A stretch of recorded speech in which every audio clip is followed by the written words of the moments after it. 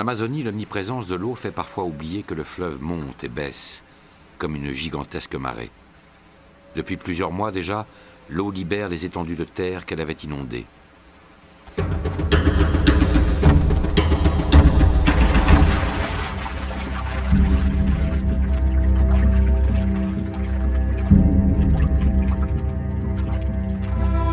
Animé d'une sombre fébrilité, Yacaré le caïman, ainsi nommé parce que Yacaré ou Jacaré est le nom que donnent à son espèce les hommes de la forêt, rejoint le lit d'une rivière en déroute.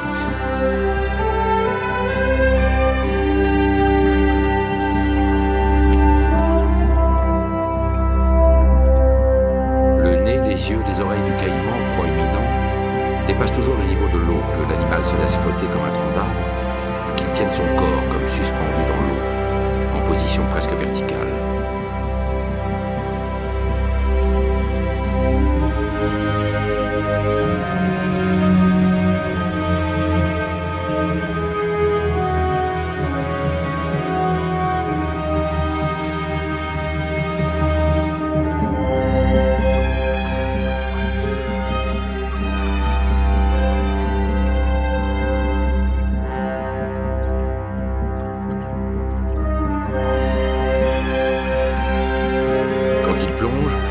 Des clapets musculaires obturent ses oreilles. Une troisième paupière, translucide, protège sa cornée et ses narines se ferment. Ce sont les mouvements ondulatoires de la queue, composée de 35 vertèbres, qui assurent la propulsion en vitesse rapide. Les membres sont alors tenus le long du corps, donnant à celui-ci la forme d'une torpille. Parfois, le caïman préférera marcher, ou plutôt courir, sur le plancher fluvial.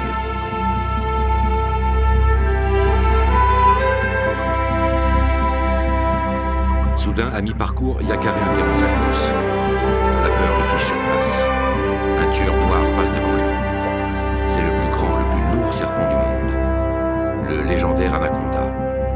Souvent, l'anaconda s'enroule autour du corps d'un jeune caïman pour l'étouffer avant de le dévorer.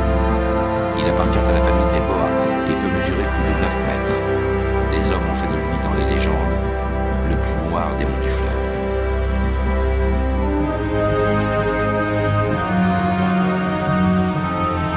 Yacaré ne reprend son chemin avec prudence que lorsque le terrible géant a passé le sien. Si le caïman s'éloigne ainsi, c'est parce qu'un mal mystérieux a contaminé ses eaux coutumières. Il en est ainsi dans le bassin de l'Amazone. Certains ruisseaux meurent peu à peu, empoisonnés en amont par le mercure des chercheurs d'or ou les déchets industriels. Les animaux qui les peuplent s'enfuient alors en quête d'asile.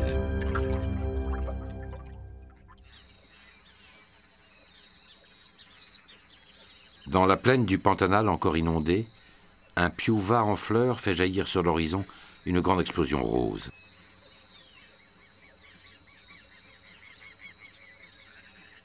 Ces fleurs offrent à certains oiseaux de passage leur suc au goût sucré. D'autres, comme le bintévi à ventre jaune, débusquent au creux de leur calice les petits insectes qui ont pu s'y dissimuler.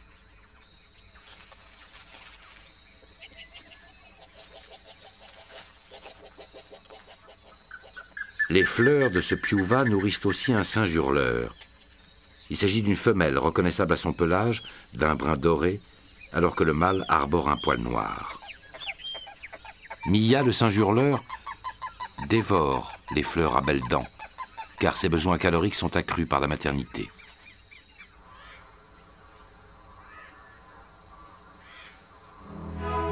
À la fourche d'un arbre qui domine la plaine, Tui ou Yu, ainsi baptisé selon le nom de son espèce en brésilien, a entrepris de construire son nid.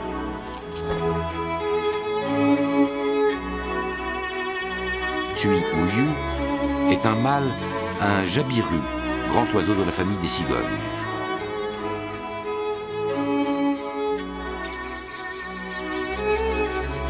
Une fois achevé, le nid mesurera près de 2 mètres de diamètre et 1,5 mètre en hauteur. Tui ou Yu, qui a soigneusement choisi l'emplacement de sa construction, a d'abord entremêlé de petites branches pour bâtir la charpente. À présent, il recherche des brindilles et des herbes molles qu'il utilisera comme matériaux de revêtement.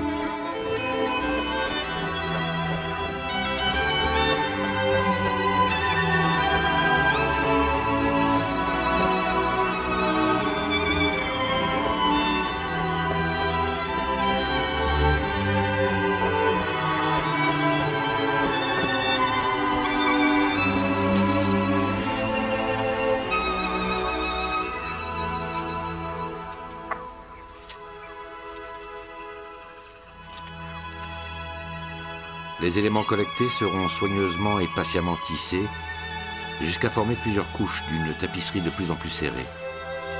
L'oiseau veillera en particulier à ce que la dernière couche ne comporte rien qui puisse blesser des oisillons.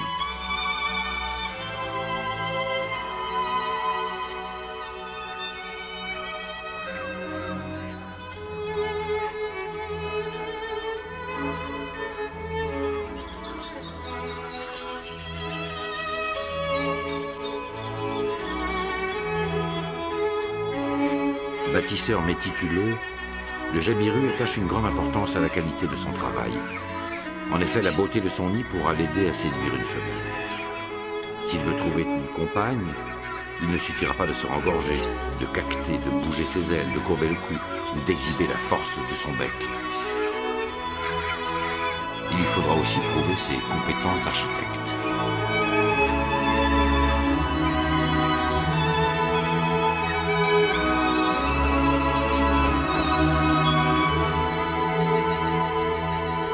Le moment viendra où les mérites de Tui ou Liu seront reconnus. Mais avant d'y songer, il faut se remettre à l'ouvrage et reprendre le chantier.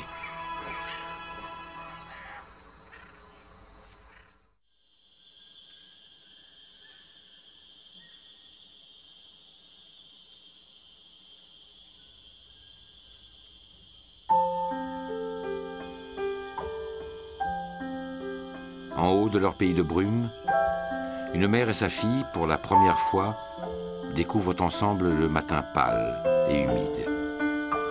Xada, la fille de Luana, est née hier. Tandis que Luana reprend les forces qu'elle a perdues, Xada semble hésiter entre l'attrait du monde et le confort d'une toison si douillette qu'on voudrait y rester toujours.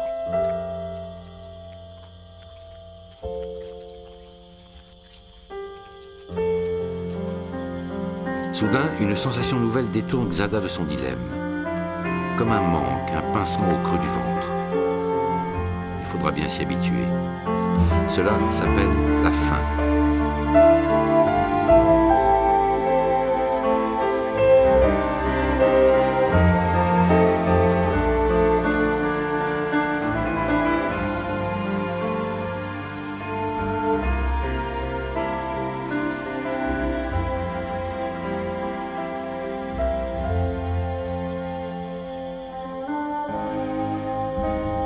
Pendant un mois encore, Xada dépendra du lait de sa mère et elle demeurera accrochée à Luana pendant près de 6 mois.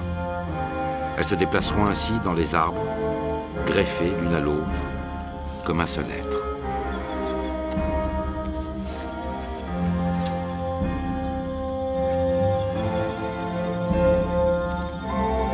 Luana, qui n'en a pas encore l'habitude, découvre son nouveau corps, plus léger au-dedans et plus lourd au-dehors. Il lui faudra quelques heures pour s'habituer à évoluer encombré de la sorte. Son alimentation se réduira désormais au feuillage qu'elle pourra atteindre sans risque de malmener son bébé.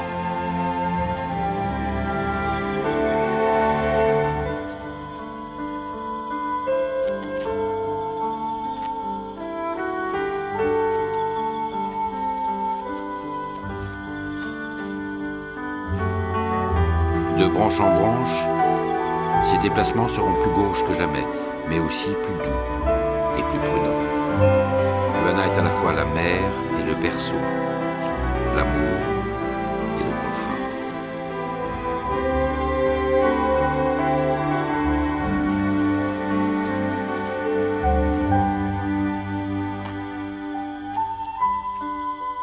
Xada, trésor fragile, enfonce ses griffes si dures dans l'épaisseur du poil.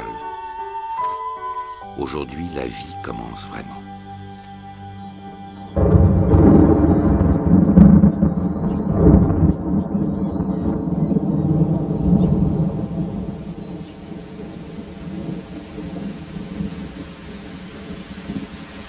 Il pleut sur la forêt, quelle que soit la saison et quel que soit le jour.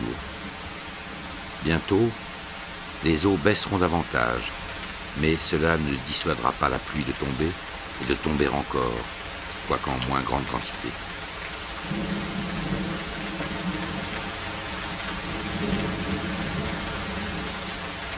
La pluie qui ruisselle sur Luana, sur Xada et sur tout ce qui vit sera bue par la forêt. Puis la transpiration des arbres rendra cette eau au ciel sous la forme d'une brume. La forêt donnera l'impression de respirer alors qu'elle se contente de rendre leur eau aux nuages. Le système fonctionne presque en circuit fermé. L'eau des nuages provient pour moitié de la sueur des arbres. Le reste seulement a été fourni par les océans. En moyenne, le singe capucin, indifférent au déluge, voit ainsi se déverser plus de 2 mètres d'eau par an sur chaque centimètre carré de terre ou de marécage.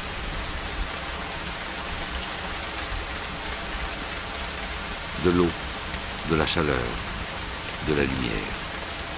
Sur ce pays où le caïman noir nage dans une véritable soupe végétale, 75% de toute énergie diffusée par le soleil est employée à produire de l'évaporation.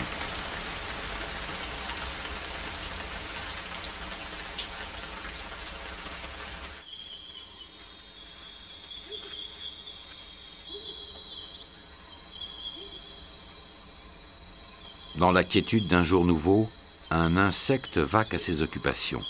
C'est une femelle. Elle appartient à l'ordre le plus vaste, celui des scarabées, qui regroupe 400 000 espèces différentes.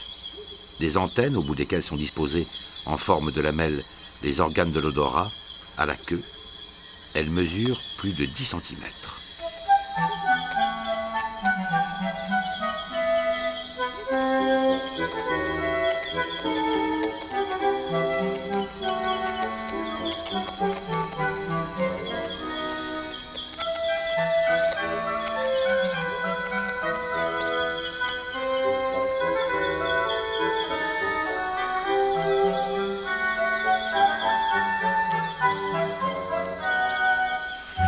Attiré par le sillage odorant de la femelle, un mâle accourt.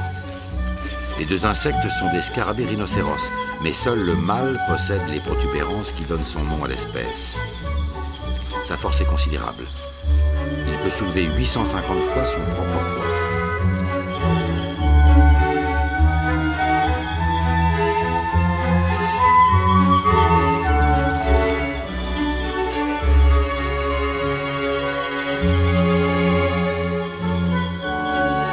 Pressé, fébrile, le mâle entreprend l'escalade. Il n'aura même pas livré contre un rival éventuel l'un de ces combats sauvages et parfois mortels pour lesquels la nature l'a équipé de cordes.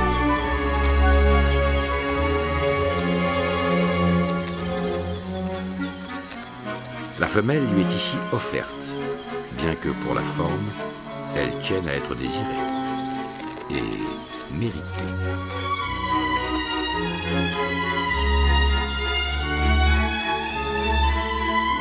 À ce stade, c'est l'odorat qui fournit l'excitation. Pour le reste, les pattes du scarabée sont équipées de fortes griffes qui lui permettront de s'agripper à la femelle.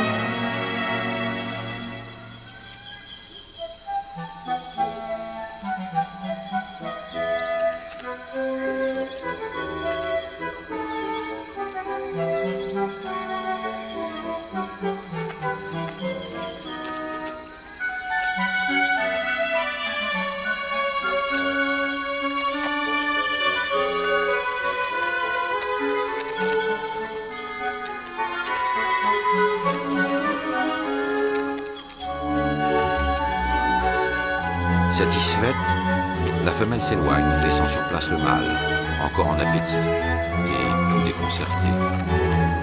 Chacun repartira dans sa direction. C'était une brève rencontre.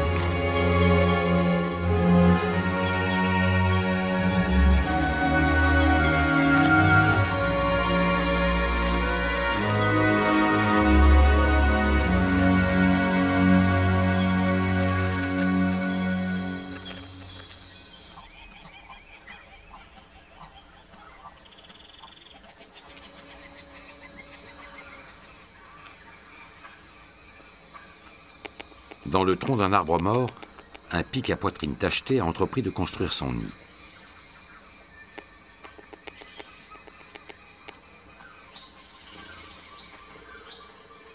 À la force du bec, il a creusé l'écorce et entamé le noyau du tronc. L'oiseau frappe l'intérieur de l'arbre de son bec en forme de coin, véritable marteau-piqueur, actionné par des muscles puissants.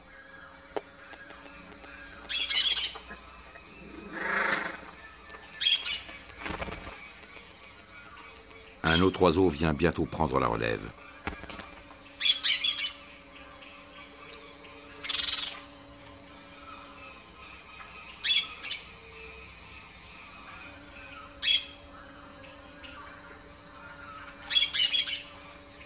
Pour évacuer le bois réduit en miettes, le pic utilise sa langue au bout velu et gluant qui lui sert d'habitude à piéger des larves ou de petits insectes.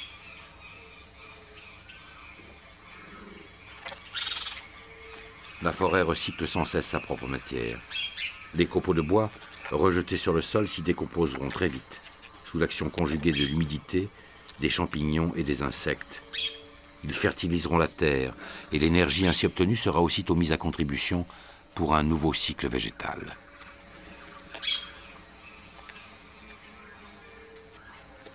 Du termite au pic à poitrine tachetée, chaque animal, à sa façon, aide ainsi la forêt à récupérer sa propre énergie. Dans ce cycle, les tapirs jouent leur rôle, comme toutes les autres créatures de la forêt.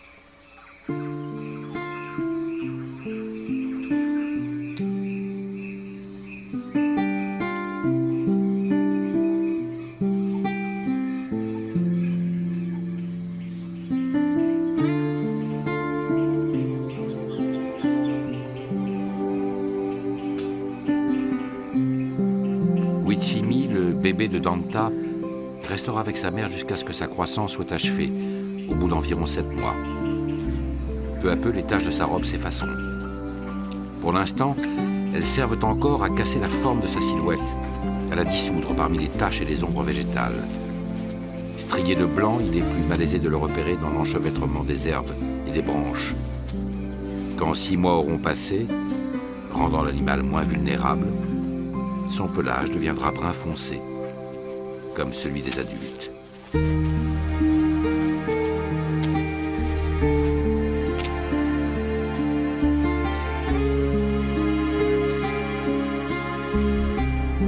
Danta et Witchimi s'adonnent au rituel social du léchage, un signe d'intimité et de reconnaissance.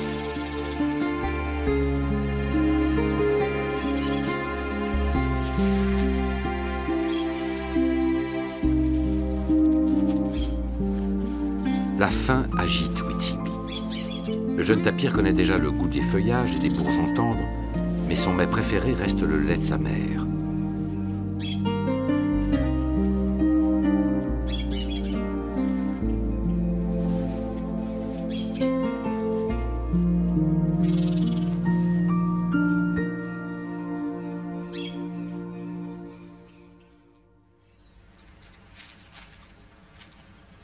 Deux autres tapirs pestent à proximité. Ils se tiennent toujours près d'une rivière où ils se réfugieront en cas d'alerte. Ce sont de jeunes mâles.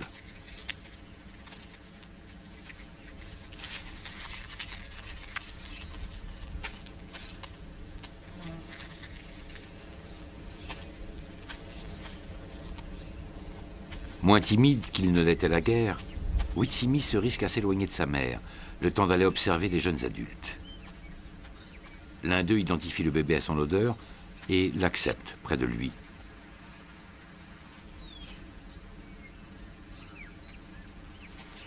Les compagnons se séparent rapidement. Des plantes savoureuses attirent l'adulte, tandis que sa curiosité pousse Witchimi vers la rivière.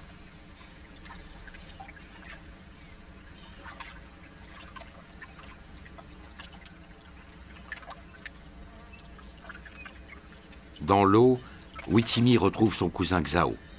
Celui-ci prend son bain avec bonheur et exubérance.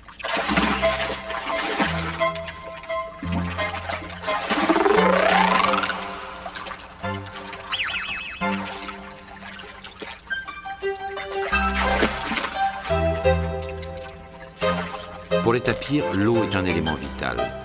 Dans l'eau, on se rafraîchit, on broute des plantes aquaphiles, on débarrasse sa peau de ses parasites. On peut aussi monter à l'assaut des feuillages qui surplombent la surface.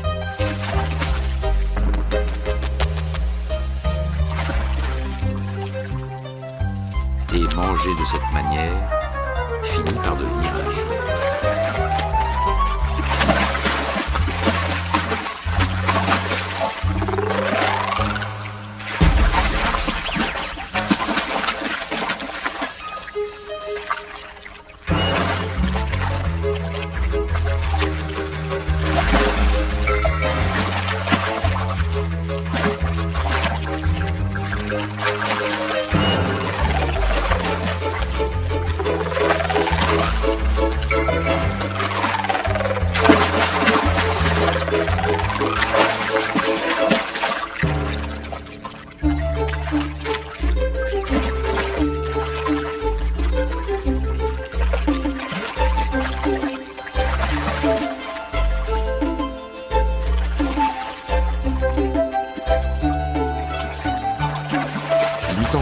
son cousin, Witsimi à son tour regagne la berge et repart à la rencontre de Danta.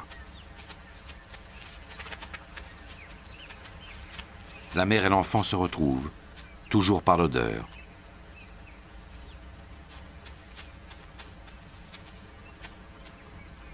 Pour Witsimi, la récréation est terminée.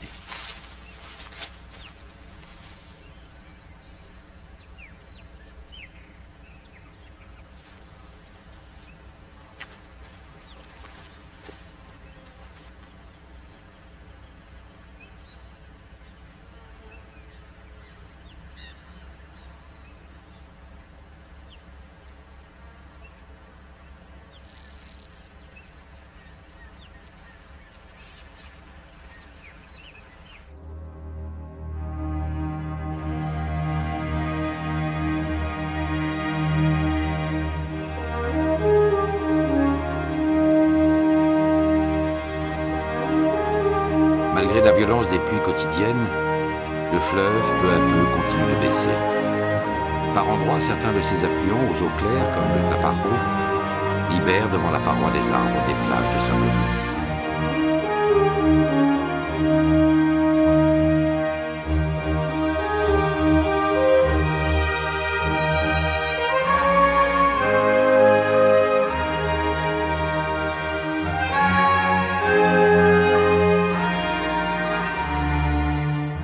Le fleuve et la forêt. Ici, on ne peut pas les dissocier. Ensemble, ils ont fait jaillir la vie dans sa plus exubérante diversité.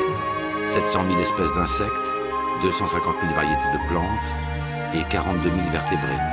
Et chaque année sont identifiées 7 000 formes de vie qu'on ne connaissait pas, dont 4 000 espèces d'insectes. Ces découvertes donnent l'impression d'une genèse perpétuelle, comme si le monde, devant les hommes, se recrée chaque jour. Les esprits de la nuit se dispersent dans le feu d'un jour nouveau. Pour les animaux, l'alternance du jour et de la nuit ne revêt pas l'importance que les hommes lui accordent. Le temps leur apparaît comme une mosaïque d'instants, et le moindre de ces instants constitue, à lui seul, un tout suffisant et sans lendemain.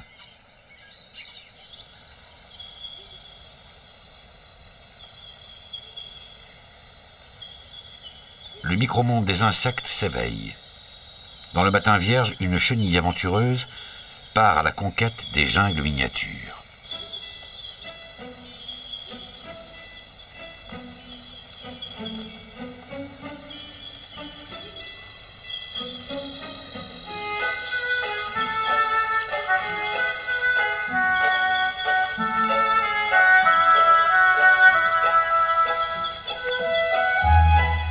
Le corps de la chenille est hérissé de poils et de piquants qui se balancent au rythme de ses pas.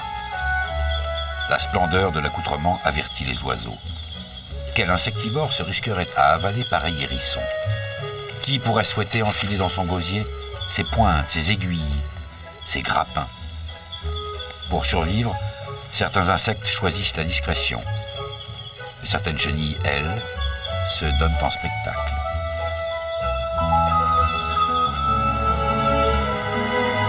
Petite chenille fait une halte pour rendre visite à une araignée qui fourmille ses mandibules en prévision du jour nouveau.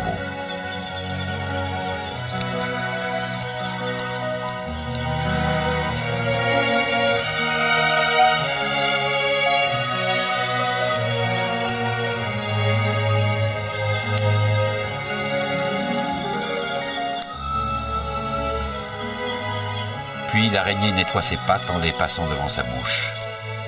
Une patte d'araignée n'assure pas seulement la locomotion, elle sert aussi de capteur pour détecter les vibrations ou les changements de température et se termine par un peigne, le calamistrum, utilisé pour extraire et pour peigner la soie.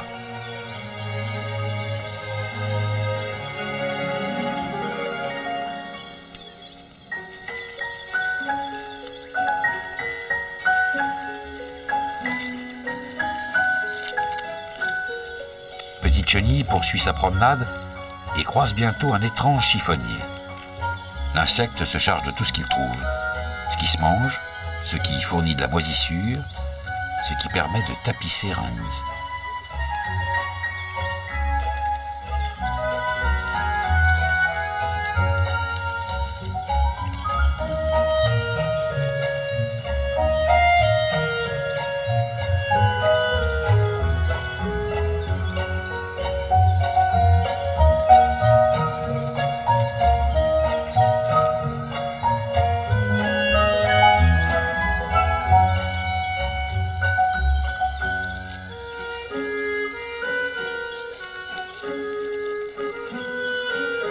parfois la charge se défait.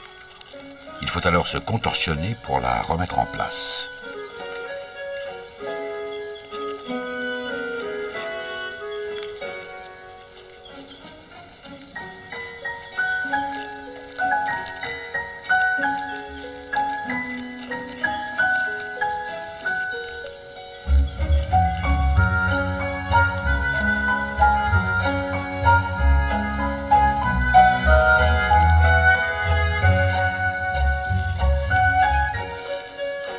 Dernière rencontre.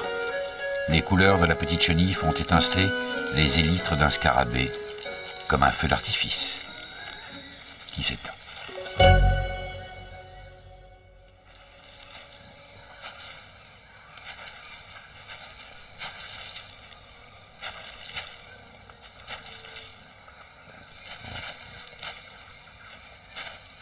Dans un nuage de poussière rouge, une créature cuirassée retourne le monde. L'animal fouisseur passe sa vie à creuser, à défoncer, à déblayer. Sans trêve ni lassitude, il perce jusqu'à plusieurs mètres sous le sol les galeries qui abriteront son terrier. Il existe plusieurs espèces de tatous. Celui-ci fait partie des tatous à 6 bandes, que l'on reconnaît au nombre de bandes écailleuses, mobiles, entre les boucliers antérieurs et postérieurs. On l'appelle aussi tatou fouisseur à cause de sa tête en forme de coin et de son corps aplati, tous deux profilés pour s'enfoncer dans la terre à la façon d'un trépan. On parle enfin de tatou velu, en raison des poils raides qui poussent entre les plaques de son corps.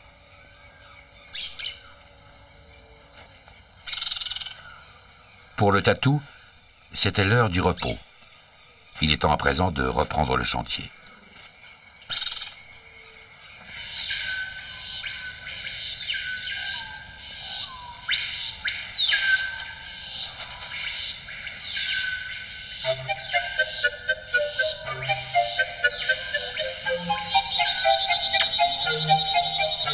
Dans la canopée, à la cime des arbres, une tribu de petits singes appelés Saïmiri parcourt avec frénésie les 3 dimensions de son univers.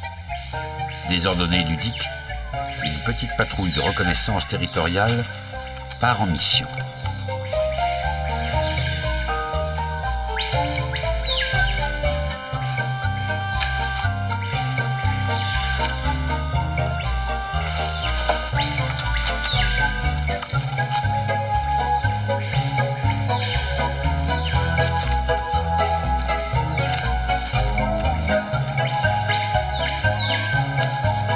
Chez les Saïmiri, on ignore le rite social de l'épouillage mutuel. Chacun doit faire sa toilette et éliminer ses parasites par ses propres moyens.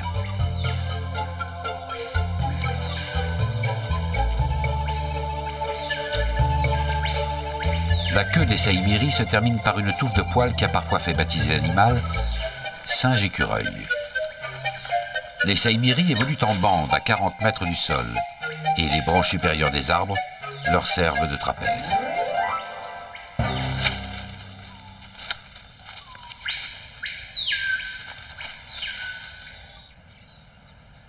Bientôt, les marécages du Pantanal ne seront plus que des flaques.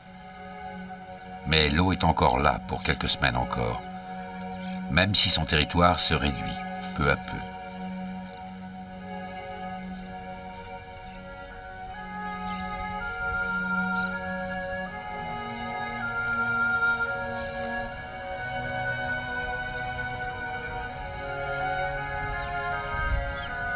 Un roi couronné se lève au milieu des marais. Quelques espèces de cerfs, proches les unes des autres, ont développé une parfaite adaptation à la vie dans ce milieu qui se transforme, selon les saisons, en marécage ou en savane. On les appelle le cerf des Pampas ou le cerf de Virginie. Une puissante odeur d'ail, perceptible à des kilomètres à la ronde, caractérise le premier. En cette saison, le grand ruminant en quête de ses herbes favorites doit parfois croiser l'anaconda qui ondule, mieux visible désormais dans l'eau raréfiée. La tête de l'anaconda est profilée de manière à ce que les narines puissent toujours émerger lorsque l'animal nage. Son corps est si souple qu'on ne sait si c'est lui qui glisse dans l'eau ou l'eau qui glisse sur lui.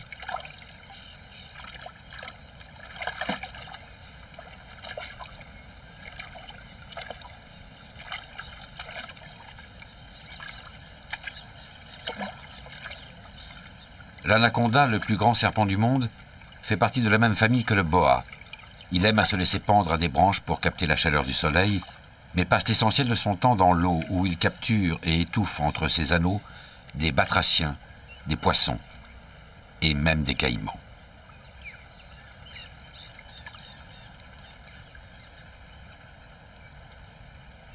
En principe, le cerf et l'anaconda n'ont rien à craindre l'un de l'autre.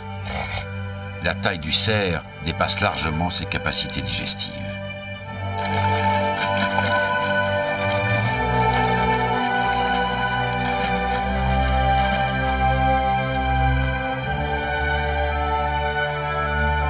Le cerf, de nature farouche, n'aime guère fréquenter des flaques trop encombrées. Il renonce à la confrontation et s'éloigne, en majesté, vers davantage de solitude.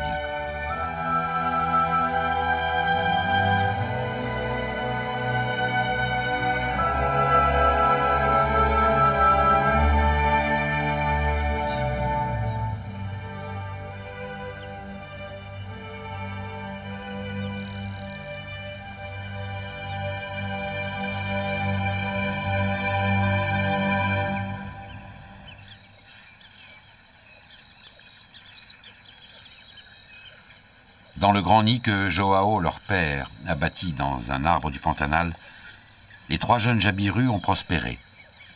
Leur croissance est rapide car Joao a su fonder son foyer à proximité immédiate d'une zone abondamment poissonneuse.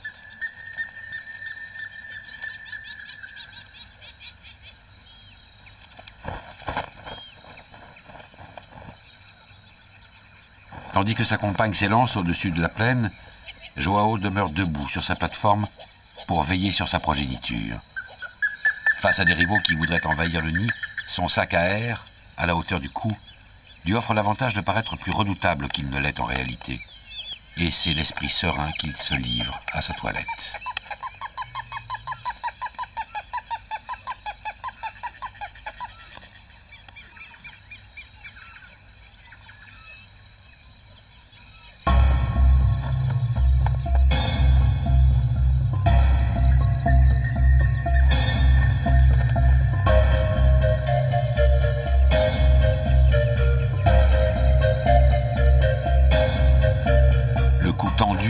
Faisant alterner ses battements d'ailes avec des phases de vol plané, la femelle s'est jetée dans l'air tiède, au-dessus des voies d'eau miroitantes.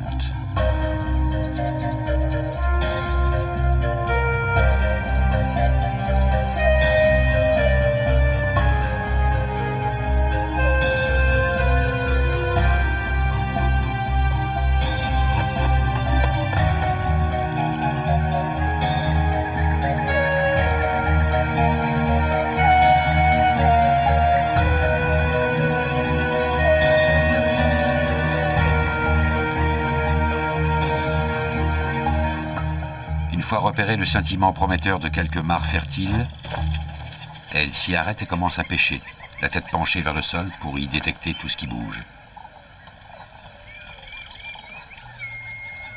Un poisson emmêlé à des herbes est prestement désenchevêtré et avalé.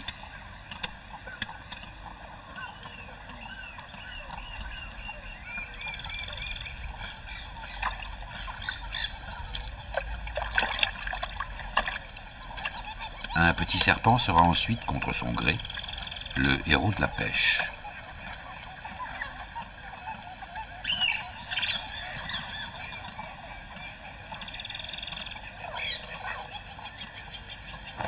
Attiré par les perspectives de ripaille, une bande de tantales d'Amérique se précipite dans les parages.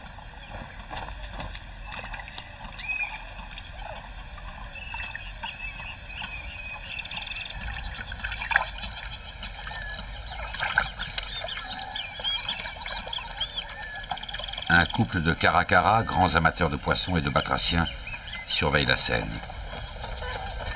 Soudain, un tantale, le bec fermé sur un poisson, prend son envol. Envieux, les caracaras entament aussitôt une course-poursuite dans l'espoir de lui ravir sa proie.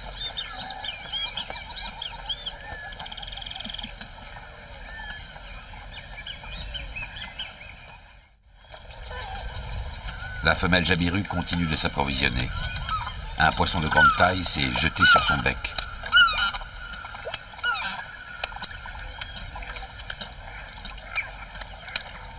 Il ne suffit pas de pêcher.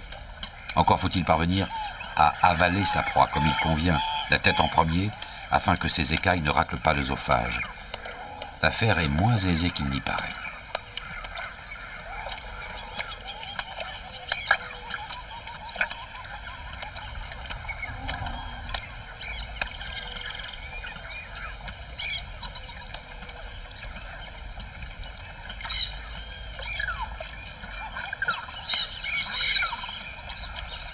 Un autre pêcheur estime que ce qui a été ingurgité pourrait aussi bien être dégurgité à son profit.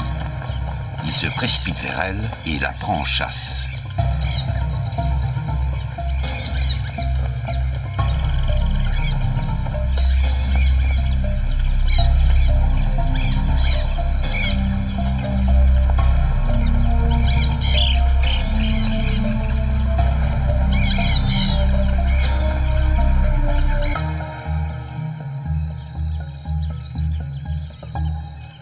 Pendant ce temps, au nid, Joao, le jabiru mâle, s'occupe, lui, à une activité totalement improductive. Chasser les mouches qui l'exaspèrent et harcèlent ses enfants.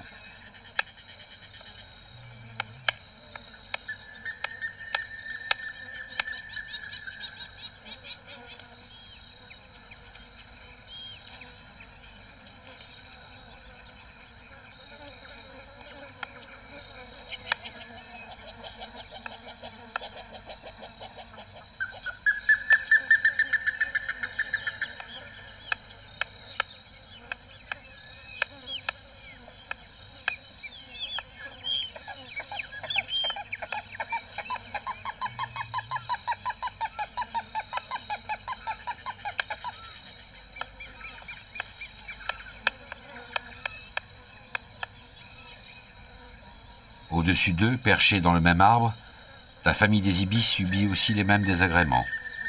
Scène de la vie ordinaire. Petit tracas, petite misère.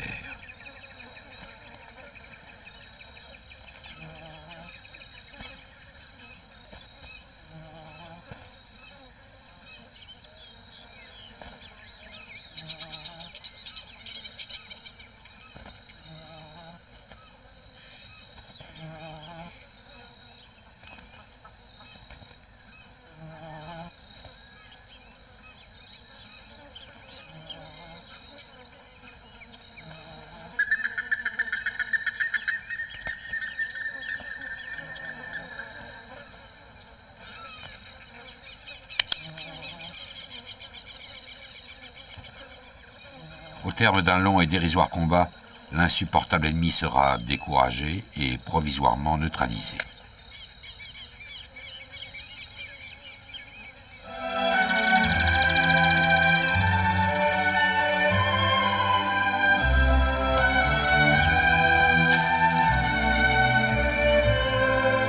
La femelle jabiru revient enfin au nid où l'attendent ses 3 enfants voraces.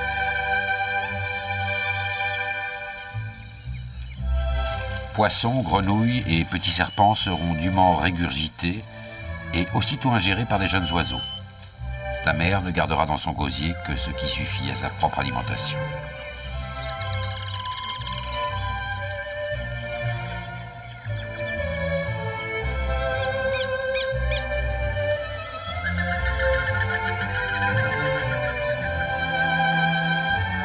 Ayant pris leur repas, les jabirus se reposent, l'estomac apaisé et le regard perdu sur la plaine.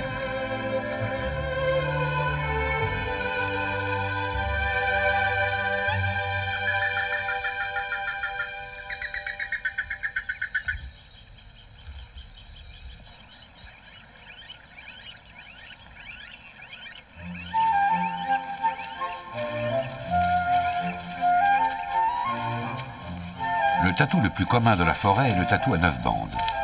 Ses oreilles sont plus grandes et son corps plus bombé et allongé que ceux du tatou à 6 bandes.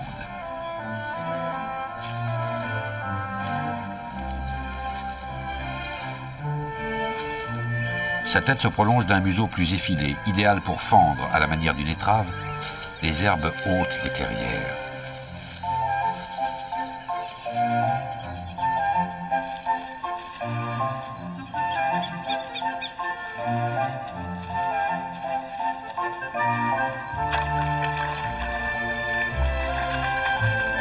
Son corps hydrodynamique permet au tatou de traverser des rivières.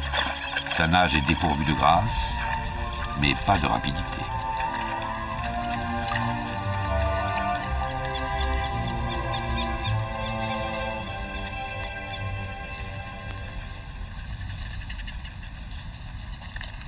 Le nez pointu du tatou lui sert surtout à débusquer, sous l'écorce des arbres ou dans le creux d'une souche, les larves de coléoptères, les reines des termites et autres créatures charnues qui y vivent et se repaissent de bois décomposé ou de petits insectes morts.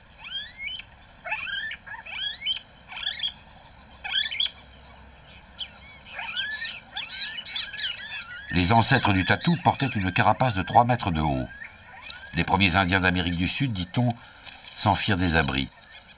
Les temps changent. Aujourd'hui, leur héritier trottine dans la forêt avec une discrétion de souriceau.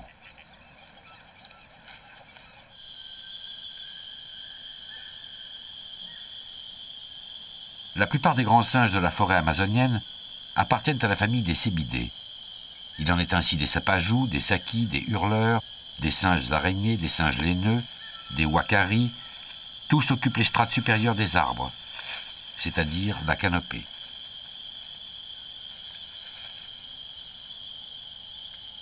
Le wakari à tête noire est l'exemple même d'une créature arboricole. Il peut passer presque toute sa vie sans jamais toucher le sol.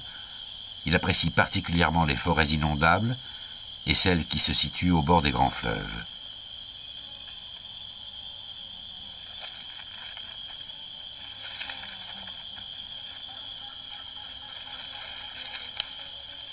Sa tête noire contraste avec le roux flamboyant du reste de son corps, qui produit dans le vert des feuillages une tache facilement repérable par les chasseurs indiens. Le wakari se nourrit de la moelle des tiges végétales, de fruits et de graines.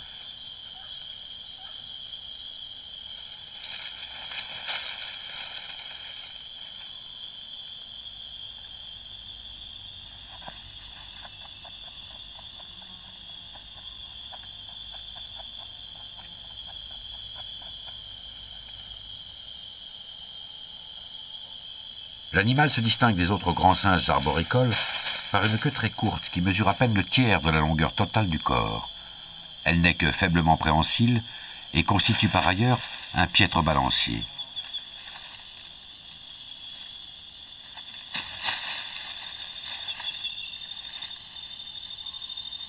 Du coup, ses mouvements sont plus lents et moins acrobatiques que ceux des hurleurs ou des singes araignées.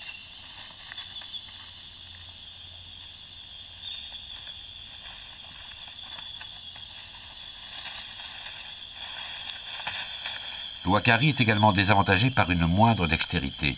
Il ne sait pas ou ne peut pas opposer son pouce aux autres doigts. Il doit donc saisir les fruits qu'il mange ou les branches auxquelles il s'accroche entre la paume et les doigts.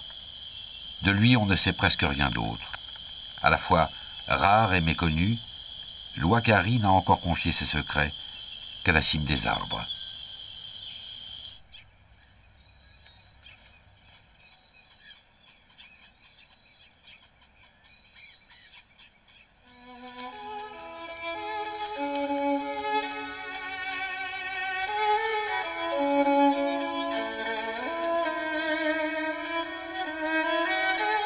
Un jeune cerf traverse la plaine enflammée de soleil. Une peau épaisse, abondamment irriguée de sang et appelée velours, enveloppe encore ces nouveaux bois. Ces derniers ne comporteront jamais qu'un ou 2 andouillés, dont l'un fourchu. Comme d'autres et comme ses compagnes, ce cerf vivait jadis dans des zones de savane que les éleveurs ont converties en pâture. Réduit à l'exil, il se réfugie désormais sous le couvert des bosquets et des forêts. Là, il retrouve les herbes et les bourgeons qu'il pourra ruminer tout au long du jour. Pour lui, la forêt est encore un refuge.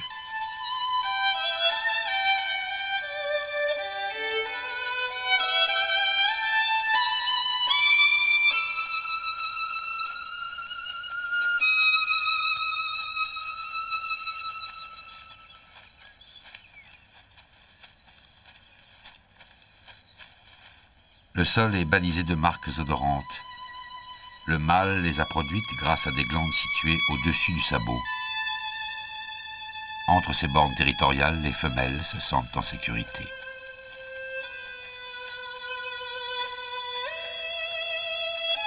Des biches égarées dans un océan blond, un cerf casqué d'or qui veille sur elles, pour toujours.